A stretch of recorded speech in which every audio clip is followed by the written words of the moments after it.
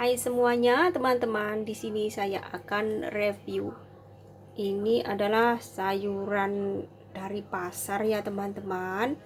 Jadi apa saja yang bisa ditanam ulang? Saya punya beberapa contoh ya, teman-teman.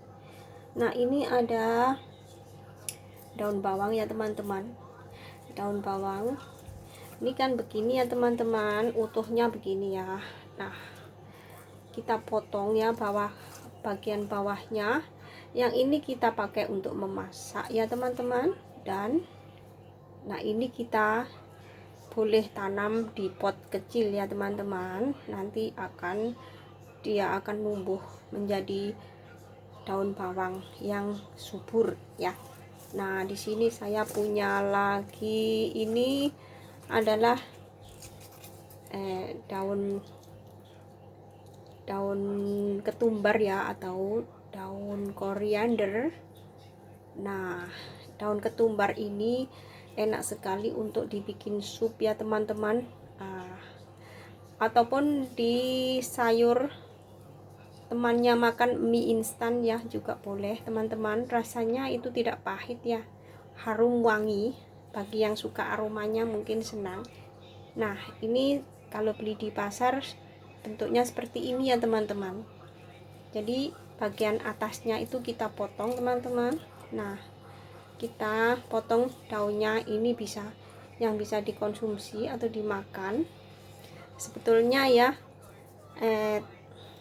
daun tanaman sayuran cilantro atau daun ketumbar ini yang pekat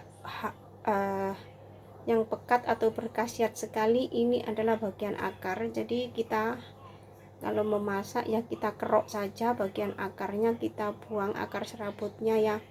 Jadi daging akarnya di dalam itu sangat bermanfaat, aromanya lebih pekat ya, teman-teman. Sangat berfungsi. Dan untuk daunnya ini juga sangat baik untuk kesehatan.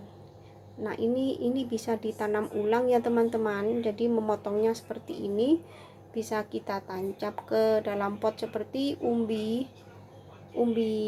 bawang daun ya. Nah, ini saya juga punya pari ya, teman-teman, atau pari pahit ya. Yang kuning seperti ini pun bisa juga dikonsumsi atau ditumis, dimasak ya. Nah, ini kita mendapatkan keuntungan ya, teman-teman, karena di dalamnya bijinya sudah memerah begini ya. Nah, ini pun kita bisa menanamnya, teman-teman. Ini juga bagus sekali ya, daripada kita membeli biji dari pabrik ya. Sebetulnya kalau kita menanam sendiri dari hasil biji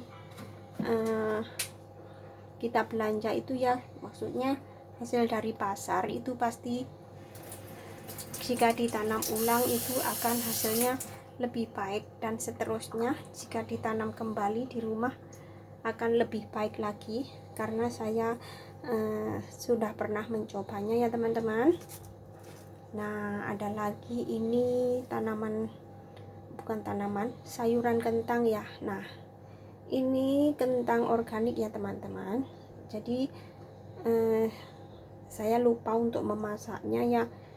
Kita biarkan selama 2 minggu, dia akan seperti ini ya, teman-teman. Nah, ini bisa kita tanam ulang di dalam pot ya, teman-teman. Jadi kita benam, atau bisa juga dibelah ya, kita ambil hanya bagian tunas-tunasnya ini beserta sedikit dagingnya, lalu kita balurkan abu bakaran ya, untuk antiseptiknya agar tidak busuk. Lalu boleh kita benam ke dalam pot ya, teman-teman. Nah, ini ada lagi, saya punya cabai. Ini adalah cabai manis, teman-teman, tidak pedas. Nah, ini kebetulan ya ada bijinya seperti ini. Nah, ini bisa ditanam ulang, teman-teman. Unik ya. Nah ini juga sama, ini adalah cabai manis ya teman-teman, tidak pedas, rasanya asam manis. Ini baik untuk di salad juga untuk bahan tumisan. Ini rasanya asam manis, tidak pedas sama sekali. Nah dilalap pun enak, saya suka bikinnya untuk lalap ya teman-teman. Nah ini ada bijinya juga ya teman-teman, ini varian yang oranye ya, ini sama juga. Jadi ketiga cabai ini adalah cabai manis, tidak pedas. Dan ini adalah kacang kapri ya, atau kacang Holland ya. Nah ini bisa ditanam teman-teman, jadi kita keringkan. Sebetulnya dalam kondisi fresh seperti ini sudah bisa ditanam, tetapi binatang tanah itu lebih menyukai biji-biji yang segar seperti ini ya. Jadi sebelum kita tanam, kita jemur ya, kita jemur selama beberapa hari ya. Kalau keadaan cuaca bagus 3 hari 2 hari sudah kering ya teman-teman, tapi kalau cuaca lembab mungkin seminggu baru kering. Setelah itu kita bisa menanamnya ya teman-teman. Nah begini cara saya mendapatkan benih-benih tanaman dari pasar ya teman-teman, jadi kita tidak usah repot-repot membeli. Ini adalah zucchini ya teman-teman, zucchini atau timun modern. Nah ini bentuknya seperti ini. Saya belum pernah mencoba yang oranye, biasanya hanya saya mencoba yang hijau muda ya. Ya rasanya kayak labu biasa. Ini dalamnya seperti ini teman-teman. Nah ini paling cocok untuk bahan tumisan ya. Nah beginilah teman-teman, kalau kita ingin menanam, kita tidak usah beli benih ya, sengaja beli benih terbaik. Mungkin kalau kita mencobanya ini akan lebih efisien dan lebih hemat dengan memakai hasil ini, memanfaatkan limbah dari dapur ya. Nah untuk pangkasan